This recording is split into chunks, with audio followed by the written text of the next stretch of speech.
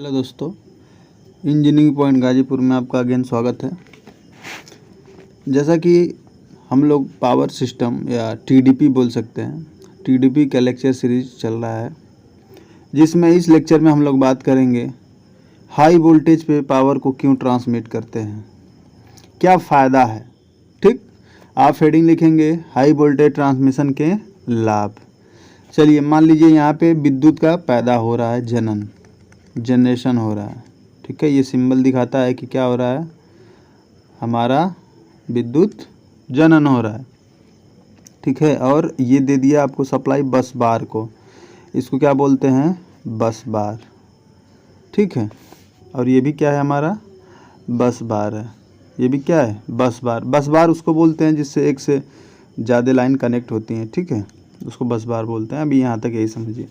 VS दिखाए हैं कि जो ये पावर हाउस है, इसको जो बस बार को दे रही है, इसको बोल रहे हैं कि सेंडिंग वोल्टेज है, जो भेजने वाला वोल्टेज वीएस है।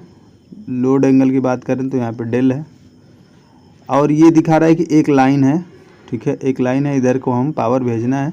ठीक है, ये दिखा रहा है, देखिए एक्सेल दिखा रहा है कि ये लाइन रिएक्टेंस है। लाइन क्या है, रिएक्टेंस है। कोई भी लाइन होगा तो उसका एक रिएक्टेंस होगा। बात समझ पा रहे हैं। ठीक है, और यही अब वोल्टेज आ गया है दूसरे वाले बस बार में, जिससे हम लोड कनेक्ट किए हैं। एक लोड कनेक्ट किए हैं। क्या किए हैं, लोड एक कनेक्ट किए हैं। लोड कुछ भी हो सकता है। रिसीविंग इन वोल्टेज पे जो वोल्टेज का नाम दे दें वी आर है। क्या होगा, रिसीविंग एंड वोल्टेज होगा। ठीक है, और ये जो रिसीविंग एंड पावर होगा, इसको लिख दिए पी आर। हमको इसी से मतलब है।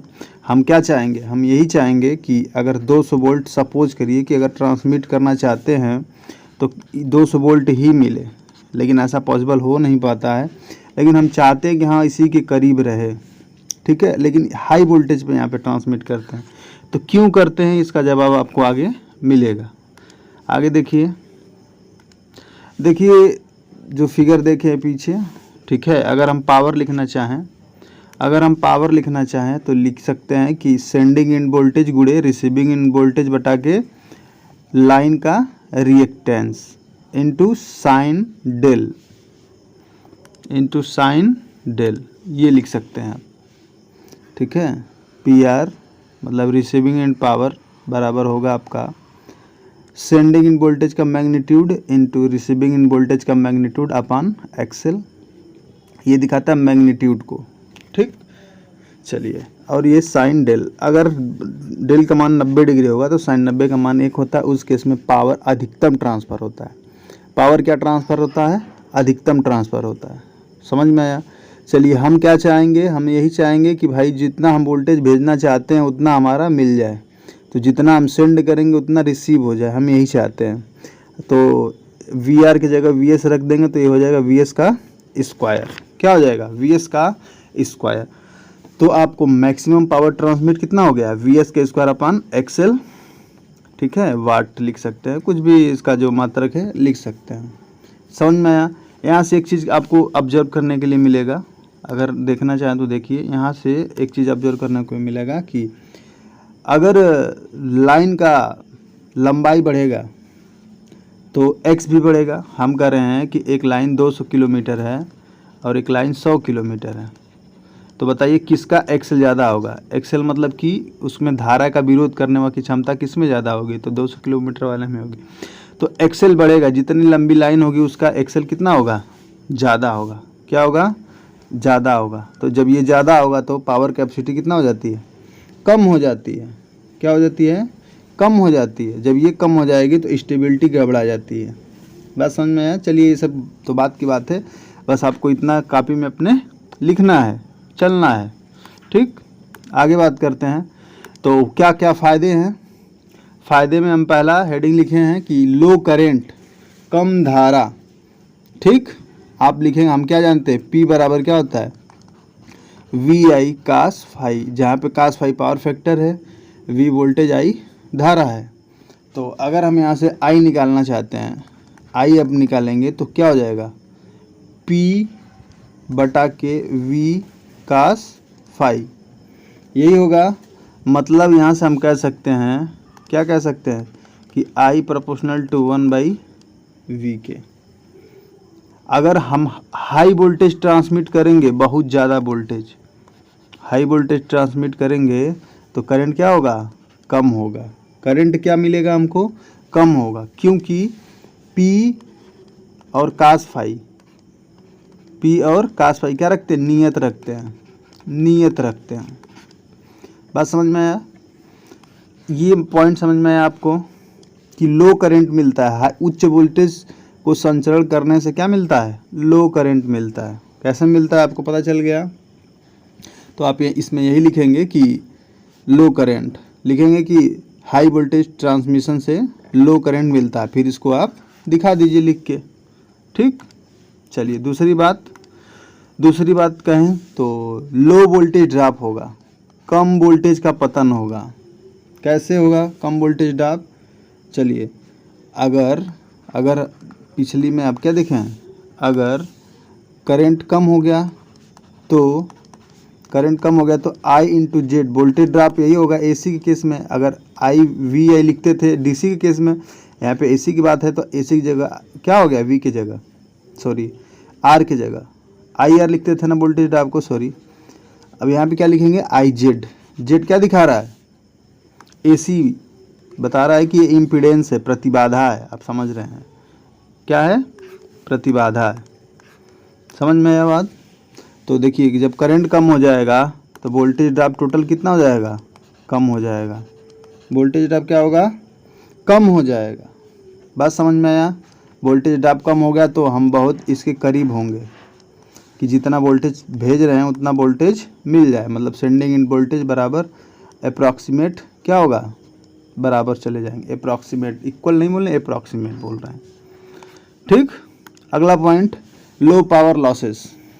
पावर लॉसेस क्या होगा, कम हो जाएगा। पावर लॉसेस क्या होगा, कम हो जाएगा। यदि देखिए, यदि करंट कम है तो I²Z या बोल सकते हैं I²R लॉसेस, ये लॉसेस है। जब ये कम होगा तो स्क्वायर के रूप में भी कम हो गया तो लॉसेस क्या हो गया, कम हो जाएगा, लॉसेस कम हो जाएगा। तो आप क्या लिख सकते हैं कि PL मतलब पावर लॉस I²Z, जेड यहाँ पे क्या है, प्रतिबाधा, आप जानना है। ये क्या हो जाएगा, जब I कम है तो I² बहुत कम होगा, बहुत कम होगा, इसलिए पावर लॉसेस बहुत कम हो जाएगा, पावर लॉसेस बहुत कम हो जाएगा। आगे बात करते हैं, चालक पदार्थ की बचत होगी। क्या होगी, चालक पदार्थ की बचत होगी। चलिए अगर हम बात करें कि चालक पदार्थ की बचत कैसे होगी, तो देखिए सबसे पहले आप क्या देखे थे, I प्रोपोर्शनल टू 1/V। चालक पदार्थ की बात करें तो देखिए ये प्रोपोर्शनल टू होता है क्षेत्रफल के, मतलब एरिया के।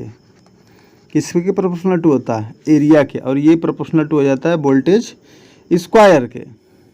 बात समझ में आया, बात समझ में आया कि नहीं आया।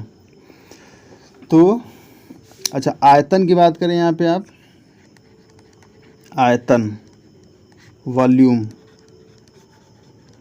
वॉल्यूम बराबर होगा एरिया गुणे लेंथ। क्या होगा, एरिया गुणे लेंथ। देखिए एरिया गुणे क्या होगा, लेंथ होगा। तो मतलब एरिया और वॉल्यूम आपस में क्या है बताइए, वॉल्यूम प्रोपोर्शनल टू क्या है, देखिए ये वॉल्यूम है पूरा, आप समझते रहिए। एरिया क्या है, एरिया है। तो हम क्या बोल सकते हैं, यहाँ पे यहीं पे लिख देते हैं, दूसरा पेज लेने से अच्छा है, यहीं पे बोल दे। तो हम क्या बोल सकते हैं कि volume proportional to area proportional to current proportional to 1/V², इतना आप बोल सकते हैं। कोई दिक्कत नहीं होना चाहिए, ठीक है, दिक्कत नहीं होना चाहिए आपको। इतना समझ में आया। तो चालक पदार्थ की क्या होगा, बचत होगा। चालक पदार्थ की बचत होगा कैसे, अगर उच्च वोल्टेज को आप ट्रांसमिट करेंगे तो करंट क्या होगा, कम होगा। तो करंट कम होगा तो तार का एरिया कम होगा, तार का एरिया कम हो तो तार का आयतन कम हो। तो चालक पदार्थ पतला भी हम लगा सकते हैं। ठीक, अगला पॉइंट, पाँचवा पॉइंट बात करते हैं कास्ट की। कास्ट मतलब पैसा। भार, अगर हम बोलें भार बराबर क्या होता है, आयतन गुणे घनत्व। बात समझ पा रहे हैं, इसको रिलेट कर पा रहे हैं। भार बराबर क्या होता है, आयतन गुणे घनत्व। तो हम क्या बोल सकते हैं कि जो पैसा होगा किसके प्रोपोर्शनल होगा, भार के, वेट के। किसके प्रोपोर्शनल होगा, वेट के। और वेट किसके प्रोपोर्शनल होगा, वोल्टेज के स्क्वायर के।